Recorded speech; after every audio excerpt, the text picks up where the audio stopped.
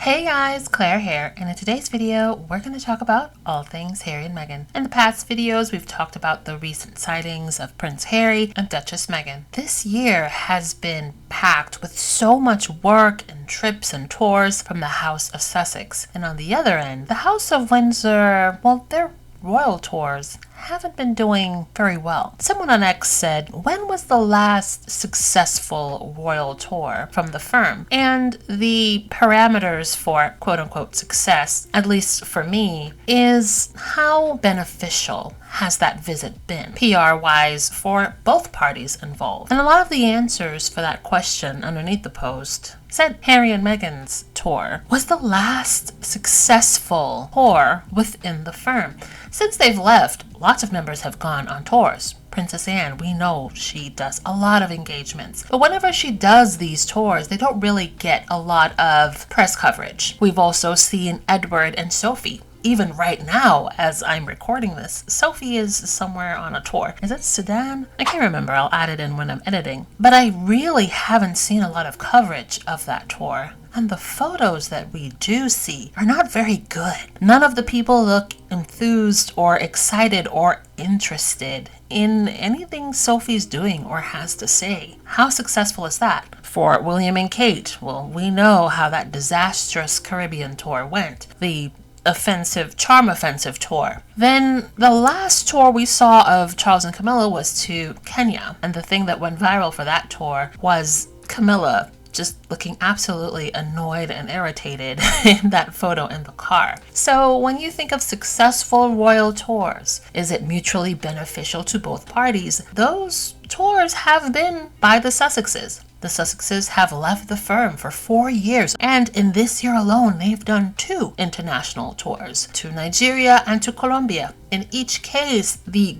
governmental officials in each of these nations were the ones who invited the Sussexes, and in each case, there is a mutually beneficial PR benefit for the Sussexes and for those nations as well. For Nigeria, most of it was focused on the Invictus Games, supporting the veterans. Colombia, there was also the element of the Invictus Games, but that trip was at the invitation of the Vice President to Duchess Meghan. And that trip also focused on combined efforts to talk about women's empowerment and mental health issues as well. So work that both the Office of the Vice President and the co-founders of Archwell are interested in. Again, mutually beneficial. Charles and Camilla's upcoming tour to Australia hasn't even started, and it's already off to a bad start. Conversations of snubbing has made global headlines. Could you imagine if that had happened to Harry and Meghan on one of their trips? This would be a talking point for years to come from members of the British press. Well, it looks like Australia's politicians, the state leaders, are voting with their feet literally when it comes to the proposed royal tour of Australia.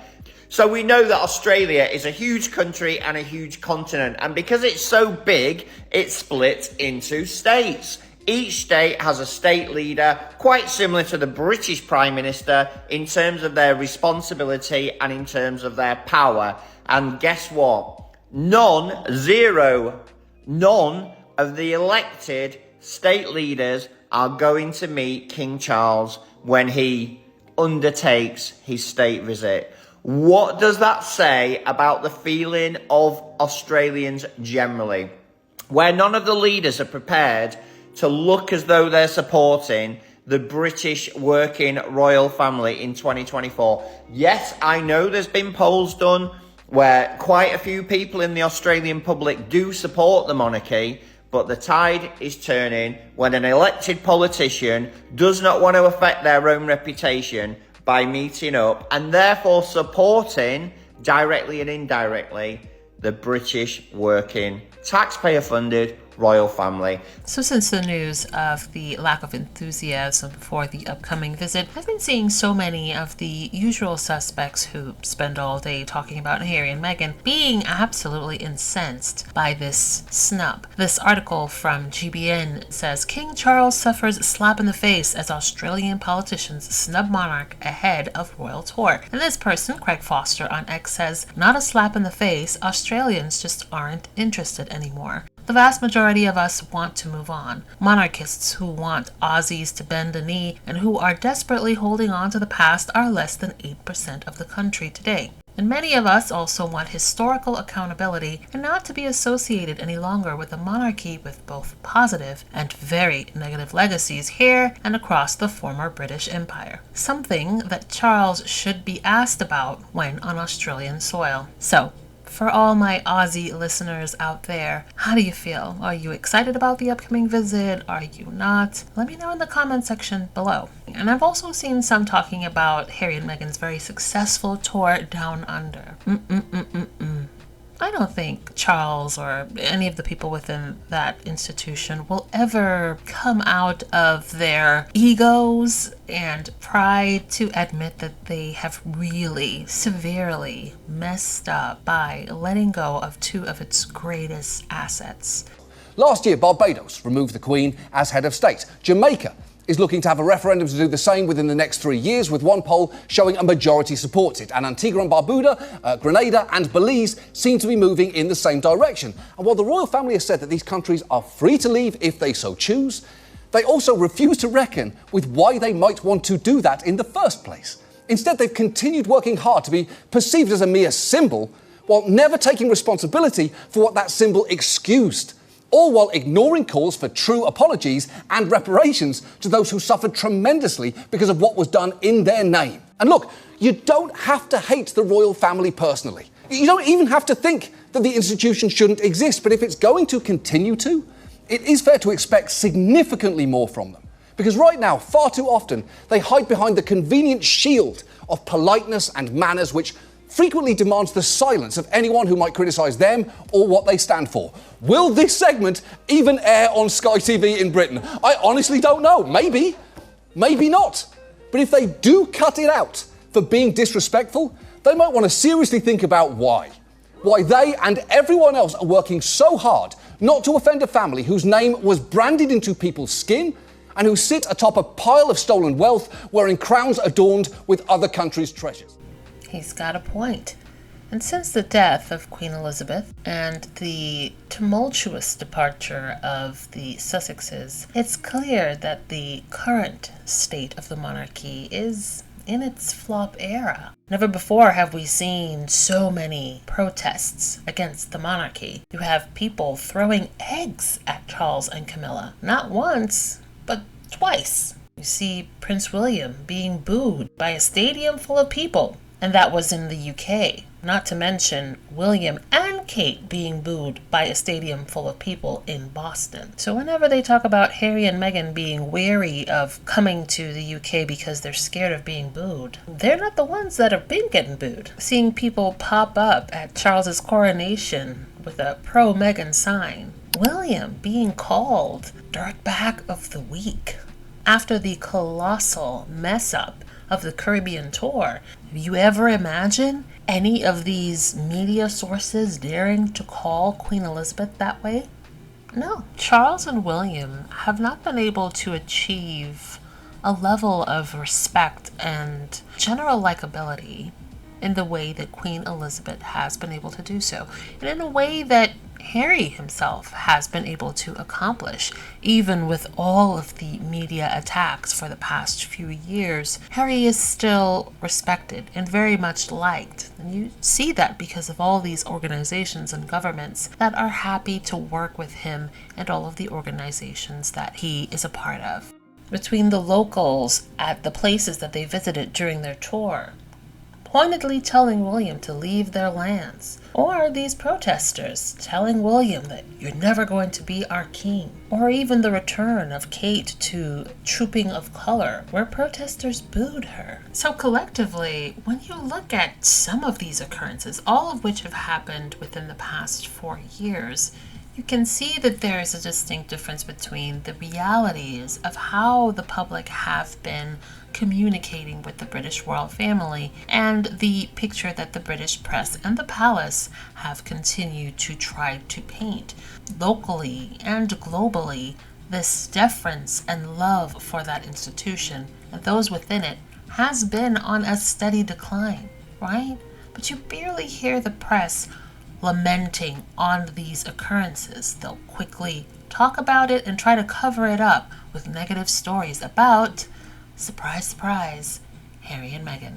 So it's interesting to see how this will continue to play out. Queen Camilla have reportedly been snubbed by Australian politicians who are too busy to meet the royals on their tour of the country. Do you think if it was the Queen, you would not see snubbing? So is the Commonwealth on a decline? But I just don't know whether we have the same authority anymore with our royal family. I think it is declining. My thing is, I think in the current climate and cost of living that's going on all over the place, I think people are just not bothered about it anymore. If it was the Queen, I think it would be different. Yes, it does bring in tourism, but it's $250,000 Australian dollars for this tour. Where's that coming from? Who's paying that? Say what? Isn't it what was supposed to happen to Harry and Meghan? Like they were supposed to be irrelevant. Nobody would care who they are, but they went to Africa. The leaders welcomed them. King and queens welcomed them. The same as when they went to Colombia recently. So you mean to tell me they don't want to meet with the king? They don't want to pay? This is too good. I remember when the vice president of Colombia said that she had invited Duchess Meghan and she was excited to meet her. A lot of royal fans and some royal commentators were quick to say that, well, you know, that's just because she has the title. It's her connection to the royal family is the reason why anyone pays attention to her, is the reason why anyone would invite her to these events. This is why she's holding on to the title, even though Fergie has been divorced from Andrew for years and she still has her title. We don't see them talking about that, but I digress. So if Meghan and Harry, but especially Meghan, is only somebody because of a title, you would think that nations will be lining up to entertain the holders of the ultimate title in that hereditary monarchy, right? Charles and Camilla hold the ultimate titles of all titles. And yet here we are. So maybe, just maybe, it's not about the titles. It's about the person. But what do I know?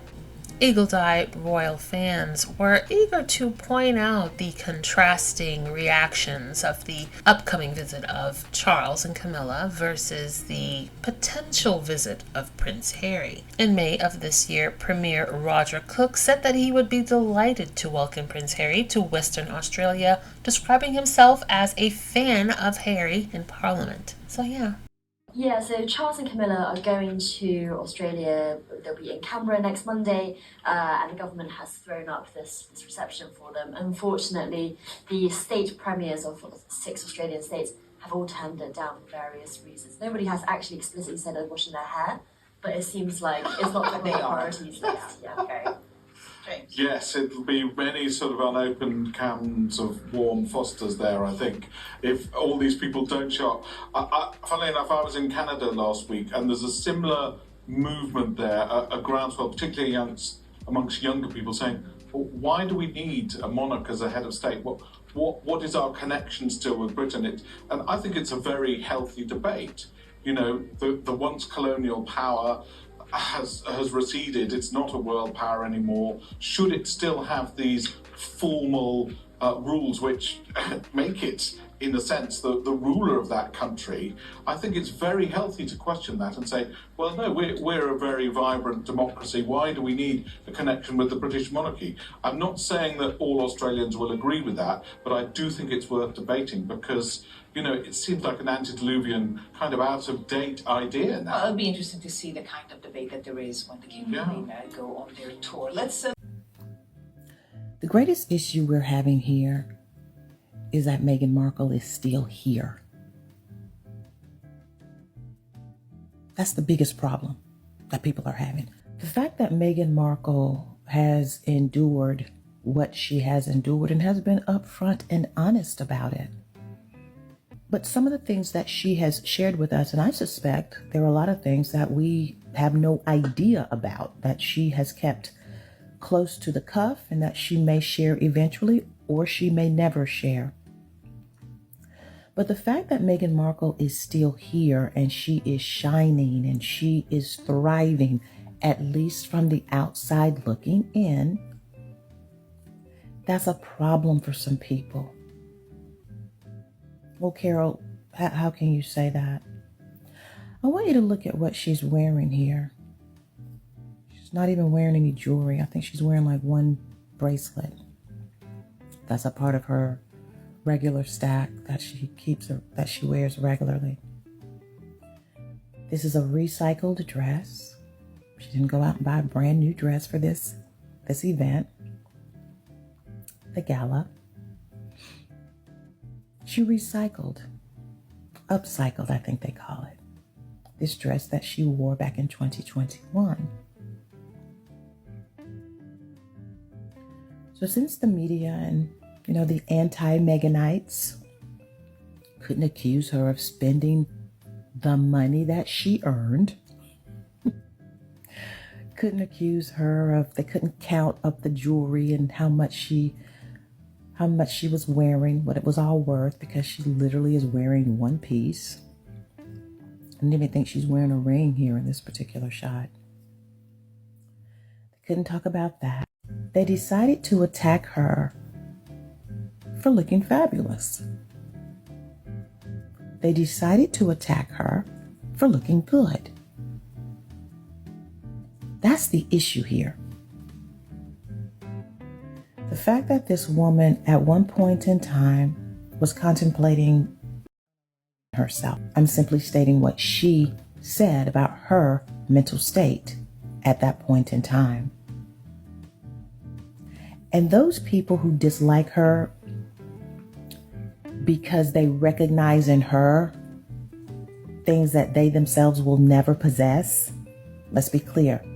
That's why you get the hemming and the hawing when you ask, well, wait a second, what does she do? I didn't know you didn't like her. And they start bringing up all this stuff that the Daily Mail talks about. And then you debunk it and then they tell you something else. Yeah, the reason they don't like Meghan Markle is because they see in her attributes that they themselves don't possess. And they wish they did. And they'll never get there because they'll never go deep enough into themselves to even recognize what's going on. So that's a whole nother life. But that's what's going on here. This is a woman who they thought wasn't going to survive the harassment and the bullying and the tearing down and the abuse, the verbal abuse, the online abuse, the unaliving threats, the threats to come to her home. And then she steps out and she's looking like this. And they can't stand it. I love it. And we're going to have a frank conversation. Part of the reason they don't feel like she should take up space is because she's a biracial woman. She's not supposed to be this attractive. She's not supposed to take up this much space. She's not supposed to step out and have all eyes on her. That's a Tupac reference. Just to let you know I'm cool. Meghan Markle, as a biracial black woman, was never supposed to meet Harry. She definitely was never supposed to date him. And goddess forbid, she was not supposed to marry him and have his children. You better not miss that.